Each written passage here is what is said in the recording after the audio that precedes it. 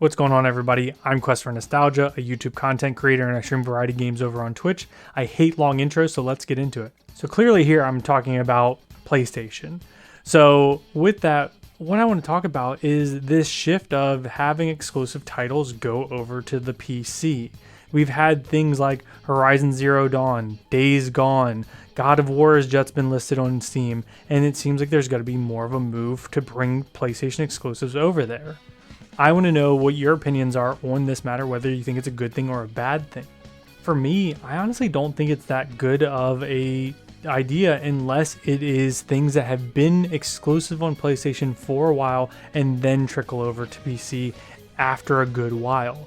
Because right now, whenever that news gets brought up to PC players, it just kills their desire to grab a PS5, which is mythical anyways. PS5s are like a unicorn these days. I know trucks delivery schedules for multiple stores in my area, when it's going to, go hit the website there, and I can change my websites to the store locations to try to grab one, and still no luck.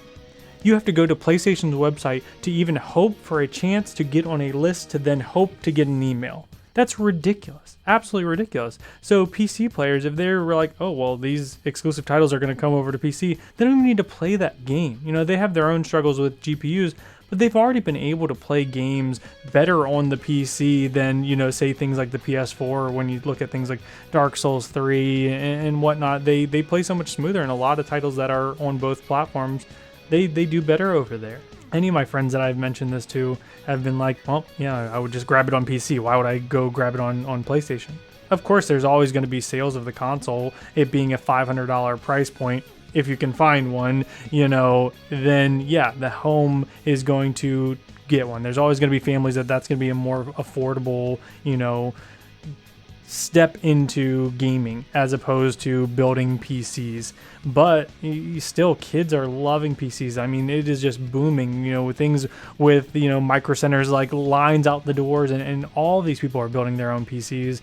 It's like, yeah, I mean, if PlayStation continues down that and they start doing things that are releasing on both at the same time, I don't think it's going to be a smart move. Xbox has a little different because they have the Game Pass, and so that's already killed their desire to do Xbox Series X's and things like that. Nobody wants to go buy one of those and play the same stupid game of trying to find one of those when they can do tons of PC games with the Game Pass already on their PCs.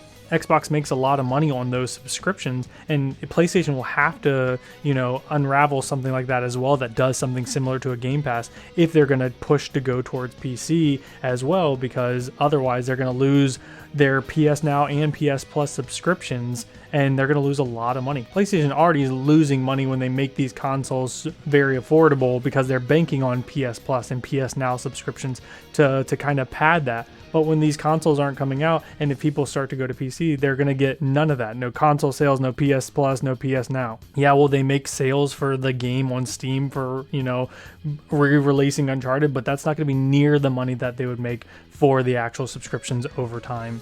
I really want to hear your opinions in the comments. What you think. Is this a good thing? Is this a bad thing? If you're a PC player, would that, deter you from going to get a PS5 and you just stay on the PC anyways? Or would you try to grab both? Honestly, I think that we all know that the PC players are staying on PC. But if you have a different opinion, prove me wrong. Let me know in the comments below. Thank you so much for watching. If you like the content, like, comment, subscribe, all of the YouTube things. It really helps me grow. We're almost at 200 subscribers, which is so cool. Life has been super hectic over here. I got a new PC myself, but just for editing, to kind of help make better streams, better content for YouTube and things like that. So it has been frantic trying to set up the room and play around with a new layout and whatnot. And then, dealing with hard drives. It's just been wild. But thank you so much. I love you guys so much for sticking to the end and watching this. I appreciate you, and have a good one. I'll see you in the next video next week.